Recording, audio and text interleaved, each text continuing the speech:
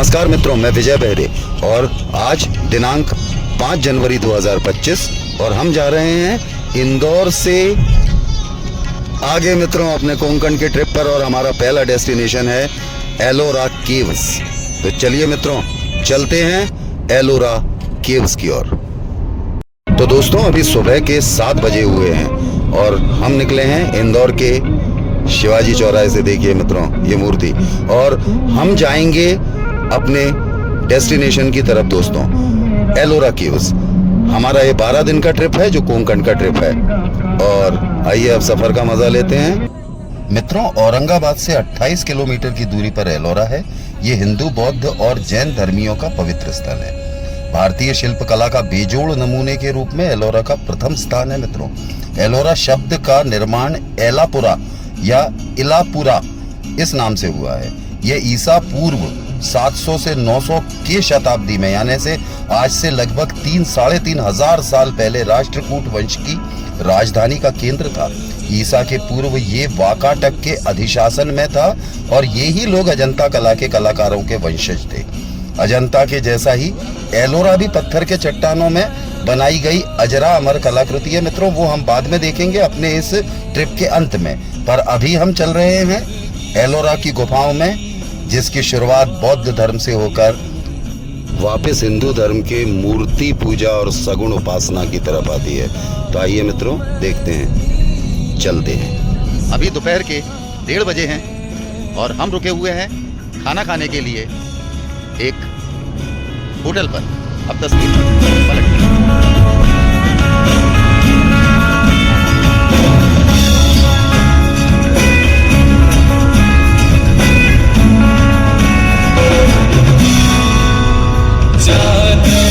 है ये तेरी बढ़ती जाए,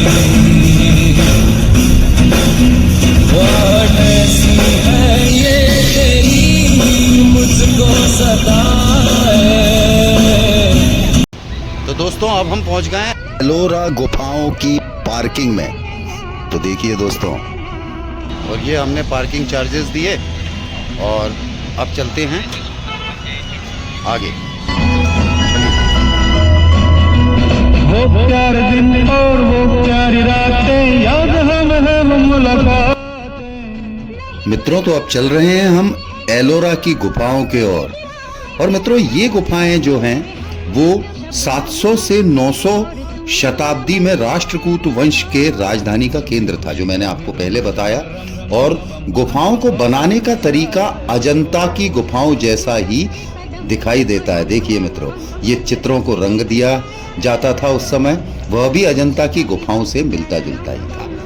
यहाँ की यह जगह बुद्ध, हिंदू और जैन धर्मियों के लिए पवित्र मानी गई थी। और इन सब देवताओं की जीवन कथाओं पर आधारित आकृतियां यहाँ दिखाई देती हैं। जैसे कि हमें यहाँ पर रावण के गर्भभंग की कथा, जो शिव भगवान ने अपने अंगूठे से उसको दबा कर की थी, वह भी नजर आती है, जो आप अभी इन सभी चित्रों में देखेंगे मित्रों। यह गुफाएं जो थीं वह बुद्ध ने अपने शिष्यों को अपनी पूजा करने के लिए मनाही करने के बावजूद हम ये देखेंगे कि इन गुफाओं में मूर्ति पूजा भी होना शुरू हो गई थी। और ये सभी के सभी गुफाएं, ये सारा का सारा प्रांगण और ये सारी की सारी आकृतियां देखकर ऐसा लगता है कि उस समय शिक्षा यानी ज्ञान और ज्ञान यानी धर्म यानी धार्मिक शिक्षा जो वैज्ञानिक भी हुआ करती थी मित्रों।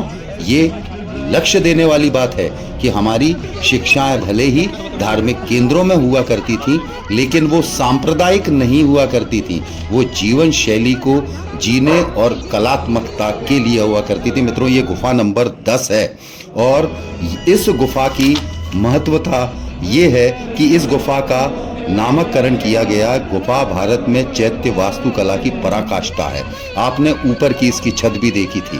तो मित्रों इसी तरीके की ये सारी गुफाएं हैं। कोई 2 मंजिला गुफाएं हैं और ये गुफाएं न होकर बहुत ही शानदार बड़े बड़े प्रार्थना स्थल, शिक्षा स्थल और सब कुछ था, यानी इसे हम एक यूनिवर्सिटी कह सकते थे दोस्तों। देखिए कितनी सुंदर कलाकारी, कितना सुंदर वास्तुशिल्प। और एक विशेष आपको बात बताऊं तो ये सब कुछ एक पहाड़ी को काट कर किया गया है मित्रों। यहाँ दीवारें खड़ी नहीं की गई हैं, यहाँ छत बनाई नहीं गई है, यहाँ एक पूरे शिल्प खंड बड़े विशाल पहाड़ों को काट काट कर उसके अंदर ये सारी की सारी गुफाएं बनाई गई हैं मित्रों। तो देखिए कितनी खूबसूरत। और इन सब का सबसे अधिक शानदार नमूना अब हम पहुंचे हैं कैलाश। तो मित्रों ये कैलाश मंदिर है और ये पूरा का पूरा ऊपर से नीचे की तरफ बनाया गया है और एक पूरे पहाड़ के खंड में से इसे काट कर और तराश कर ये सारी मूर्तियां, ये सारा मंदिर, ये सारा प्रांगण, ये सारे के सारे स्तंभ, ये शिखर, ये सब कुछ पर्वत में से कुरेद के। तो अब आइए इस वास्तुशिल्प का आनंद लेते हैं और अपनी संस्कृति पर गर्व करते हैं मित्रों।